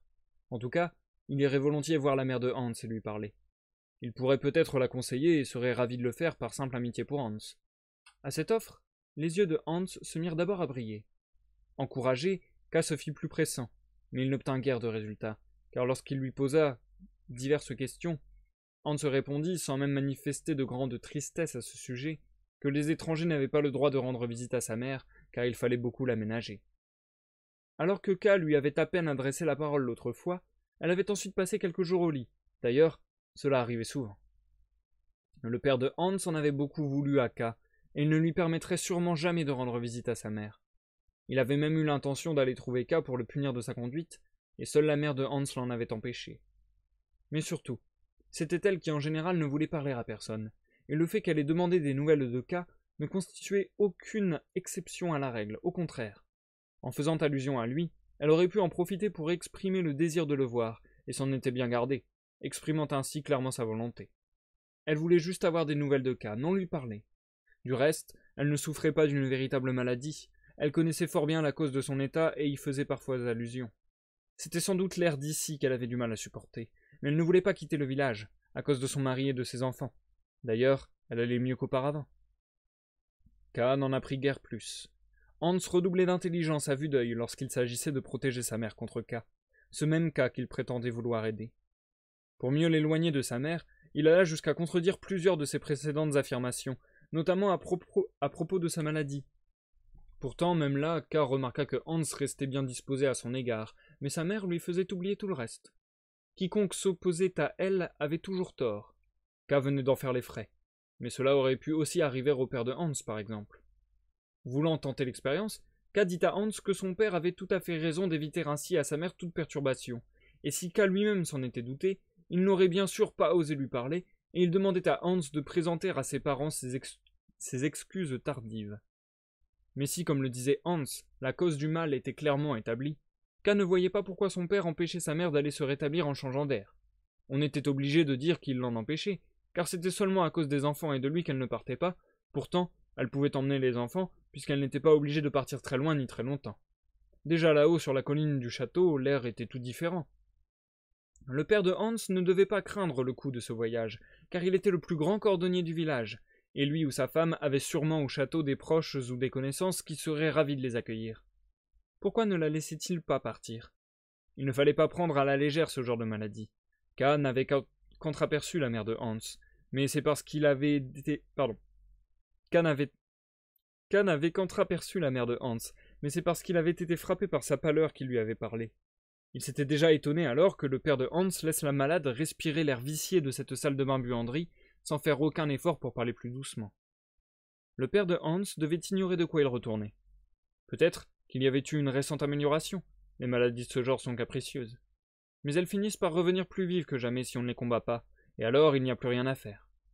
À défaut de parler à la mère de Hans, il serait bon que K parle au moins à son père, pour lui signaler tout cela. Hans avait écouté avec attention, avait compris l'essentiel, et là où il n'avait pas compris, il avait bien perçu la menace qui pesait. Pourtant, il répondit à K qu'il ne pouvait pas parler à son père, car il trouvait K antipathique et le traiterait sans doute de la même façon que l'instituteur. Lorsqu'il parla de K, il eut un sourire timide, et il prit une expression triste et crispée lorsqu'il évoqua son père. Cependant, Hans ajouta que, tout compte fait, K pourrait peut-être parler avec sa mère, pourvu que son père ne soit pas au courant. Puis il réfléchit un instant, le regard fixe, exactement comme une femme qui veut faire une chose interdite et cherche le moyen d'y arriver sans être punie. Puis il dit qu'il y aurait peut-être moyen après-demain. Son père avait prévu d'aller le soir à l'auberge des messieurs, où il avait des rendez-vous. Hans passerait chercher K dans la soirée pour le conduire auprès de sa mère, à condition bien sûr qu'elle soit d'accord, ce qui restait fort improbable. Car elle ne faisait rien contre la volonté de son mari, et lui obéissait toujours, mais pour des choses que Hans lui-même jugeait nettement déraisonnables. En fait, c'était Hans maintenant qui sollicitait l'aide de K contre son père. On eût dit qu'il s'était trompé en croyant vouloir aider K, alors qu'en réalité, aucun membre de son entourage n'ayant pu l'aider, il avait voulu se rendre compte si, par hasard, cet étranger qui avait surgi brusquement et dont sa mère avait même parlé, en serait capable, lui. Comme ce petit garçon était secret, presque dissimulateur, inconsciemment. Son allure et ses propos n'en avaient rien laissé transparaître jusque-là. On ne s'en apercevait qu'après coup, pour ainsi dire, à ses aveux, obtenus grâce au hasard et à la ténacité. Alors il parla longuement avec K des difficultés à surmonter. Hans avait beau faire preuve de la meilleure volonté, ces difficultés étaient presque insurmontables. Plongé dans ses pensées et pourtant implorant l'aide de K, il ne cessait de le regarder en clignant des yeux d'un air inquiet. Il ne pourrait rien dire à sa mère avant le départ de son père, car si son père était au courant, tout deviendrait impossible. Il ne pourrait donc en parler qu'après. Mais là encore, par égard pour sa mère, il devrait agir sans hâte ni brusquerie, avec lenteur et au moment opportun. C'est alors seulement qu'il lui faudrait solliciter l'accord de sa mère et qu'il pourrait aller chercher K. Mais ne serait-il pas déjà trop tard? Son père ne risquerait-il pas de rentrer? Oui, c'était bel et bien impossible. K lui démontra que non. Il ne fallait pas s'inquiéter du manque de temps. Une brève conversation, une brève rencontre suffirait, et Hans n'aurait pas besoin d'aller chercher K. Il l'attendrait caché quelque part à proximité de la maison, et dès que Hans lui ferait signe, il accourrait. Non, dit Hans, K ne pouvait pas attendre auprès de la maison. Il était de nouveau dominé par le souci de protéger sa mère. K ne devait pas se mettre en route sans que sa mère soit au courant. Hans ne pouvait ainsi entretenir des intelligences avec K à l'insu de sa mère. Il devrait aller chercher K à l'école, une fois sa mère au courant avec sa permission. Fort bien, dit K, c'est alors que le danger serait réel. Le père de Hans risquerait alors de le surprendre dans la maison, et même si cela n'arrivait pas, la mère de Hans ne laisserait pas K approcher par crainte de cette éventualité. Et à cause du père de Hans, tout échouerait donc. Hans fit de nouvelles objections, et le débat se poursuivit ainsi un certain temps. K avait depuis longtemps dit à Hans de quitter son banc et de venir le rejoindre au bureau. Il l'avait pris sur ses genoux et le caressait de temps en temps pour le calmer. Cette proximité contribua aussi à rétablir leur entente, malgré la résistance de Hans par moments. On finit par tomber d'accord sur le plan suivant. Hans commencerait par dire toute la vérité à sa mère, en ajoutant, pour qu'elle donne plus facilement son accord, que K voulait aussi parler à Brunswick lui-même, mais de ses propres affaires et non pas de sa femme. D'ailleurs, c'était vrai. K s'était avisé pendant la discussion que, même si Brunswick était un personnage dangereux et méchant, il ne pouvait en réalité être son adversaire, puisque, à en croire le récit du maire, il avait été le chef de ceux qui avaient demandé la nomination d'un arpenteur, même si c'était pour des raisons politiques. Brunswick devait donc se féliciter de l'arrivée de K au village. Cependant, cela rendait presque incompréhensible le salut hostile du premier jour et l'antipathie évoquée par Hans. Mais peut-être K avait-il blessé Brunswick en ne sollicitant pas d'abord son aide. Peut-être y avait-il un autre malentendu que 2 ou 3 mots suffiraient à dissiper. Cela étant fait, K disposerait sans doute en Brunswick d'un allié contre l'instituteur, voire contre le maire. Il serait possible de dévoiler toute la supercherie administrative, qu'était-ce d'autre en effet, inventée par le maire et l'instituteur, pour le maintenir à l'écart des autorités du château et le contraindre à prendre ce poste de concierge à l'école. Si une nouvelle querelle éclatait entre Brunswick et le maire à propos de K, Brunswick serait forcé de prendre K dans son camp. K serait accueilli chez Brunswick. Brunswick mettrait ses moyens de pression à sa disposition, n'en déplaise au maire, et qui sait jusqu'où il parviendrait ainsi. En tout cas, il serait souvent près de la femme. Ainsi K jouait-il avec ses rêves autant qu'il en était le jouet, tandis que Hans, ne songeant qu'à sa mère, observait son mutisme d'un air soucieux, comme on le fait devant un médecin plongé dans ses réflexions, en train de chercher un remède pour un cas difficile. K proposa d'alléguer qu'il souhaitait parler à Brunswick de sa nomination comme arpenteur. Hans fut d'accord, mais seulement parce que ainsi sa mère serait protégée de son père, et que c'était une solution de dernier recours dont on espérait ne pas avoir besoin.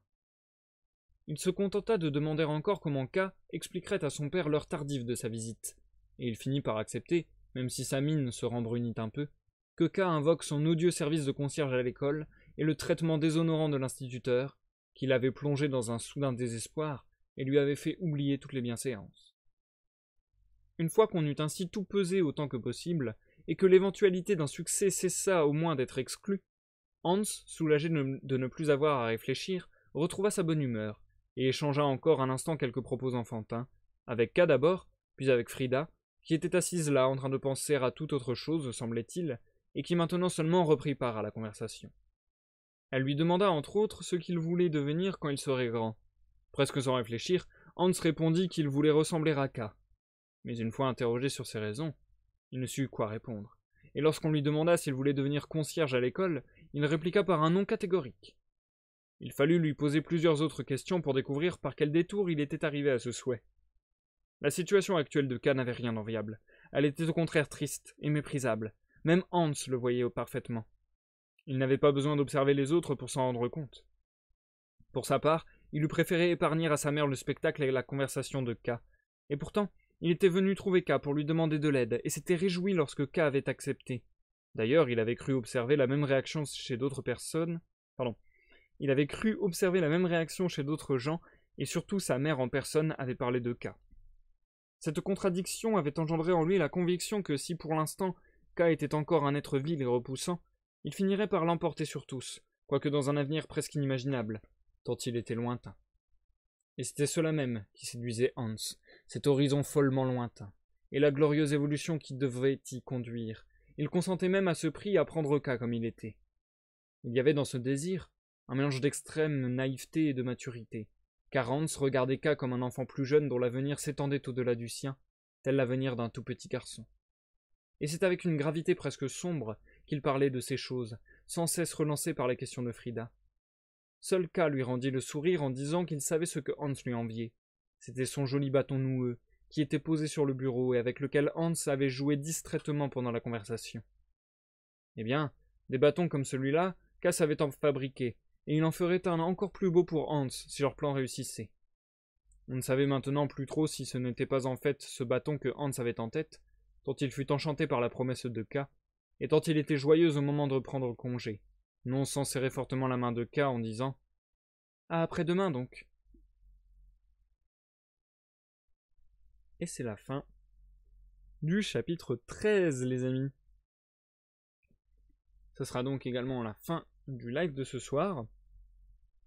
On se marque une courte pause. Bah non, qu'est-ce que je dis moi? Je suis cassé dans mon cerveau. Nous passons donc à l'outro de ce live. Voilà ce que je devais dire. Pas mal du tout le live de ce soir. Enfin, le live de ce soir. Je vais pas me lancer des fleurs, mais plutôt la lecture de ce soir qui est pas mal. Une longue pause du coup. Ouais, voilà, c'est ça, Zikael. Je lance une longue pause jusqu'à vendredi, dans la lecture du moins. Mais ouais, franchement, j'ai plutôt apprécié les 2 derniers chapitres là qu'on vient de lire. Le chapitre sur les assistants. En fait, je sais pas, j'ai l'impression qu'on arrive dans un petit ventre mou, entre guillemets. Je m'attendais à ce que ça s'emballe et au final, on est plutôt dans un petit ventre mou avec les chapitres qu'on a lus ce soir. Le 10-11 était clairement anecdotique selon moi, je vous ai expliqué pourquoi. Et le 12-13 sont pas anecdotiques, mais sont transitionnels si on veut. Ça marque une transition vers une autre phase du bouquin, je pense. Déjà, le fait de se séparer des assistants, avec toujours cette dévotion sans faille de Frida pour K, qui d'un seul coup donne l'impression que K n'est pas si seul par rapport à ce que je disais tout à l'heure. Et du coup c'est marrant parce que ouais, enfin voilà, c'est là où je vois vraiment une transition, c'est que tout à l'heure j'avais tendance à dire K il se retrouve de plus en plus seul, esselé, etc. Et là au final justement il reconstruit un petit noyau, c'est-à-dire que dans le chapitre les assistants, il a dégagé les assistants, donc il a mis au loin les gens qui dérangeaient son confort, on va dire. Et du coup, ça a permis un rapprochement avec Frida. Donc voilà, il a renoué avec quelqu'un qui est de son côté à fond, même inconditionnellement, j'ai envie de dire. Et dans le chapitre suivant, donc le chapitre qu'on vient de lire, qui se nommait Hans, voilà, Hans, c'est son nouvel allié. Alors, nouvel allié, après on va voir, hein, peut-être que plus tard, il va se trouver que avec Frida, ça va mal se passer, que avec Hans, il va y avoir un coup de Trafalgar, ou on sait pas, enfin voilà. Il peut y avoir une trahison, il peut y avoir plein de choses. Mais là, on a l'air d'être dans une sorte de transition, comme si... voilà, il emmagasinait des forces pour aller vers un grand dénouement, entre guillemets. Donc c'est assez intéressant. Surtout les liens qu'il a tissés avec Hans sont intéressants, je trouve. Ce qui est assez drôle, c'est ce petit discours sur l'enfant et la maturité, et sur le fait que les enfants se permettent des choses plus matures que les adultes au final, juste parce que ils ont moins de barrières entre guillemets. Ça, je trouve ça intéressant comme message. Et du coup, ça pourrait sembler être chapitre très gros qu'un enfant et qu'un adulte fomentent en quelque sorte une sorte de plan aussi complexe et une discussion aussi complexe. Et en même temps, je me dis pourquoi pas, parce que justement ça va bien avec le message. Alors déjà, en fait il y a deux hypothèses. Première hypothèse, dans ce texte, il y a plein de choses vachement absurdes qui surviennent, donc ça pourrait être encore une fois quelque chose d'absurde et de plus symbolique que réel, le fait que ce soit l'enfant qui l'aide, auquel cas voilà c'est un peu moins incroyable, mais dans le sens on peut pas y croire quoi. Soit hypothèse qui marche aussi, c'est justement un peu le message de, enfin son message c'est un peu de dire que les enfants peuvent être aussi matures, si ce n'est plus matures que les adultes, parce qu'ils arrivent, enfin parce qu'ils osent et qu'ils mélangent leur maturité à une sorte d'innocence, de naïveté, etc. Enfin bref. Et au final qu'ils répondent à leurs besoins, envies vitales entre guillemets. Enfin, ils sont droits envers leurs valeurs entre guillemets quoi. Du coup, ça va assez avec ce message et enfin, moi j'ai tendance à dire que les enfants enfin qu'il faut pas prendre les enfants pour des cons. Et je pense que les enfants comprennent vraiment pas mal de choses et sont capables de grande intelligence. Donc je sais pas si c'est un peu le message aussi de ce chapitre, mais en tout cas, ne serait-ce que symboliquement, il y a un joli truc, ouais, un joli message dans cela. Parce que ouais, ça semble tout à fait crédible pour le coup que bah voilà, un enfant veuille protéger sa mère, veuille protéger son père, etc. Enfin, un truc aussi qui a été très particulier dans ce chapitre, et ça vient un peu étayer ce que je suis en train de dire, mais c'est que là, les dialogues n'ont pas été dialogués, justement. Les dialogues ont été faits de manière indirecte, c'est-à-dire que dans la narration, on nous a exprimé les dialogues.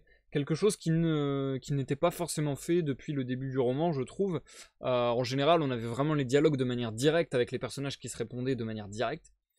Là, ça nous était narré. Donc c'était vraiment dans la narration qu'on nous disait un tel mettait en avant tel argument, un tel mettait en avant tel argument. Et je sais pas si c'est un aveu de faiblesse, entre guillemets, de Kafka à ne peut-être pas savoir dialoguer la parole d'un enfant, ou peut-être justement que s'il l'avait fait, ça aurait montré que c'est peut-être chaud d'avoir une conversation aussi intelligente avec un enfant, entre guillemets. Je mets des gros guillemets partout parce que j'utilise des mots genre intelligent qui veut un peu tout et rien dire, mais... Ou au contraire, ça va encore dans le bon sens et enfin voilà, ça étaye encore ce que je disais. Ce délire de, bah en fait, l'enfant, tout ce qu'il voulait, c'était protéger sa mère, protéger son père, etc. Donc en fait, comme on nous le dit assez souvent dans la narration, le dialogue a dû être une sorte d'énigme, quoi. C'est-à-dire que le dialogue a dû être long et laborieux, avec sans arrêt K et Frida qui re-questionnent les mêmes questions, et puis Hans qui petit à petit, selon sa jauge, entre guillemets, selon son détecteur de bienveillance auprès de K, est-ce qu'il pouvait lui faire confiance, etc., bah, arrive à se délier, etc. Enfin, et du coup, je trouve ça bien senti, parce que dans la réalité, il y a vachement ça, quoi. Alors avec tout être humain, mais avec les enfants, c'est peut-être encore plus marqué, c'est clair et net. Ce délire de je peux te mentir, et je peux te mentir, et puis après coup, tu vas me dire un truc où je me dis ah bah en fait non, c'est... En fait voilà, c'est ça. C'est... Je peux te mentir parce que je me méfie de toi, et après coup, tu vas dire un truc qui fait que je gagne ta confiance, et puis que je te dis, ah bah non, en fait, oui, t'as raison. Voilà quoi. Donc ouais. Je trouve que, au final, le comportement enfantin a été assez bien traduit par cette méthode d'écriture en soi. De mettre les dialogues de manière indirecte. Donc ouais. Ce chapitre, personnellement, m'a plu beaucoup. Et j'attends de voir la suite.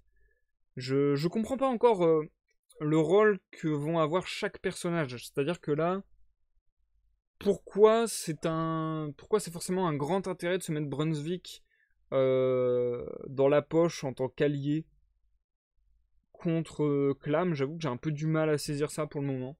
Mais bon, j'ai d'autant plus hâte de voir la suite. Et j'espère qu'on ne sera pas trop gouaqué, parce que je répète que c'est un roman inachevé. Donc à la fin du roman, bah, on saura pas le fin mot de l'histoire. Hein. On aura juste une petite idée, quoi. D'ailleurs, le roman dure 391 pages, on en est à la 205e, mais je crois qu'il y avait un petit... Voilà. Il y avait un petit début comme ça, hop. Ok, donc là, je dirais, à vue de nez... Ouais. Je dirais qu'on arrive bientôt à la moitié. Donc, vraisemblablement, si on suit la même logique de lecture qu'il y a eu jusqu'à présent, il devrait y avoir 10 à 12 lives, je pense, sur cette œuvre. Comme ça, voilà, on peut commencer à imaginer l'avenir. Vous pouvez encore vous dire qu'on y est pour au moins 2 semaines et demie, 3 semaines, je pense. Et sur ce, chers amis, je pense que je suis arrivé au bout de ce live et au bout de ce que j'avais à dire sur cette lecture pour ce soir. Je vais vous souhaiter à tous une bonne soirée, une bonne nuit. Merci Zickel de m'avoir accompagné une partie de la soirée. Je vous rappelle que demain, ça sera la journée gaming sur la chaîne Planétéo. On se retrouve à partir de 13h pour une session sur Sea of Thieves, certainement avec Walkirax. Et ça sera 13h, 16h, et ou plus. Enfin non, et ou plus, ça se dit pas trop.